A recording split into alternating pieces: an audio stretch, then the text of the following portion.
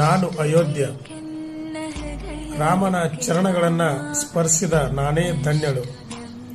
ಅಂದು ಆ ಬಾಲರಾಮನ ತುಂಟಾಟ, ಯೌವನದ ಅವನ ಧೈರ್ಯ, ಶೌರ್ಯ, ಗಾಂಭೀರ್ಯ ಎಲ್ಲವನ್ನ ಕಣ್ತುಂಬಿಕೊಂಡ ನಾನೇ ಧನ್ಯಳು. ಅಂದು ರಾಮ ಅಯೋಧ್ಯೆಯನ್ನ ಬಿಟ್ಟು ವನವಾಸಕ್ಕೆ ಹೊರಡುವಾಗ ಎಲ್ಲರೊಡನೆ ಅತ್ತಿದ್ದು ನನಗೆ ಇನ್ನೂ ನೆನಪಿದೆ. ಈಗ ನನ್ನ ರಾಮ ಮರಳಿ ಬರ್ತಾ ಇದ್ದಾನೆ. 14 ವರ್ಷಗಳ ವನವಾಸವನ್ನ ಮುಗಿಸಿ ಅಲ್ಲ, 500 ವರ್ಷಗಳ ವನವಾಸವನ್ನ ಮುಗಿಸಿ ಮತ್ತೆ ಬರ್ತಾ ಇದ್ದಾನೆ. ಅವನಿಗಾಗಿ ನೀವೆಲ್ಲರೂ ಹೇಗೆ ಕಾಯ್ತಾ ಇದ್ದೀರೋ ಹಾಗೆ ನಾನು ನಿಮ್ಮೊಡನೆ ಅವನಿಗಾಗಿ ಕಾಯ್ತಾ ಇದ್ದೇನೆ. ಬನ್ನಿ ಹನುಮನಾಡಿನ ಎಲ್ಲ ಭಕ್ತರೇ, ನನ್ನ ಪ್ರಭು ಶ್ರೀರಾಮನ ಅಮೃತ ಮಹೋತ್ಸವವನ್ನ ಕಣ್ತುಂಬಿಕೊಳ್ಳೋಣ. ಈ ಶತಮಾನದ ಅಮೃತ ಗಳಿಕೆಗೆ ಸಾಕ್ಷಿಯಾಗೋಣ. ಬನ್ನಿ ಎಲ್ಲರೂ